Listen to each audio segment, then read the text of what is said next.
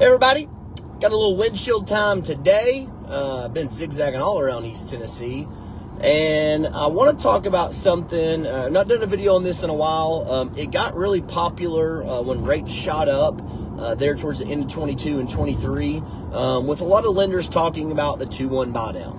And they were advertising, oh, rates at 6%, we can get you a 4% rate. The first 12 months, a 5% rate, the next 12 months, and then, it jumped back up. And hey, by the time it jumps back up, you'll be able to refinance and all this stuff. And your payment is so much lower the first 12 months, and the second 12 months, payment's lower than what it should be.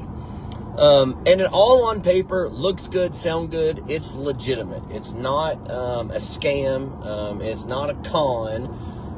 But I want to explain why I would never do it, and I would never recommend it to any of our buyers. So I'm going to tell you, from a very, very high level of what this is. At a very, very high level, this is like you giving me $10,000 and me paying you back your $10,000 over the next 2 years with no interest. Anybody would, as far as me being the lender, right? I would take that deal all day long. If anybody here wanted to offer me $10,000 and say, Steven, yeah, you can just pay me back this $10,000 over the next 2 years in monthly payments without any fees, without any interest, great, that's a no-brainer. Well, the reason why I think that is not smart for the buyers is because how this works is you negotiate the seller to pay this in the contract. So you say, hey, seller, I want you to pay $10,000 of my closing cost.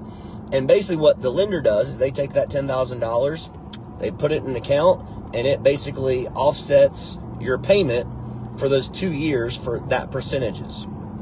And I know I'm not doing a great job of explaining this, but I'm gonna explain it to you in what I think is common sense terms to really understand.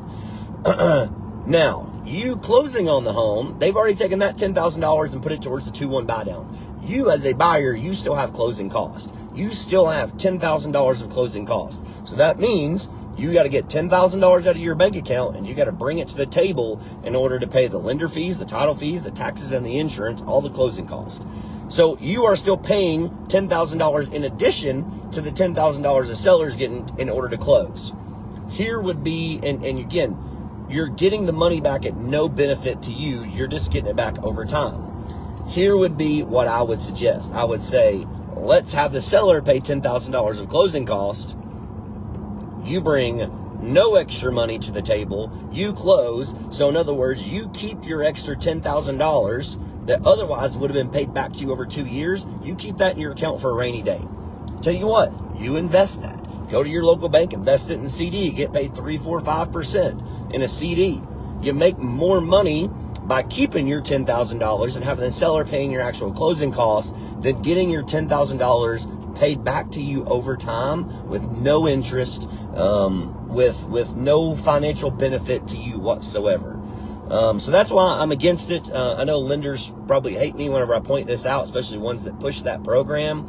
I will say the people that we partner with and Preferred never push this program. It is nothing they don't talk about, they don't bring it up, because they know at the end of the day, it is not in the financial interest of the buyer to do this program. You're better off having the seller pay your closing cost, and I'm being sarcastic when I say this, and giving me your $10,000 that otherwise would have went to the 2-1 buy down, and let me just go to my bank, put it in CDs, and I'll split the interest with you, right? You're going to make way more money doing that. Again, I'm saying that sarcastically. Don't really give me your money.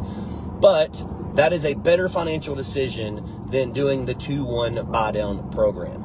And here's the thing, and I realize if you refinance before that, they say they'll give you the credit, the remaining balance, and it'll be applied to all that. They say all that, and I'm sure that probably is.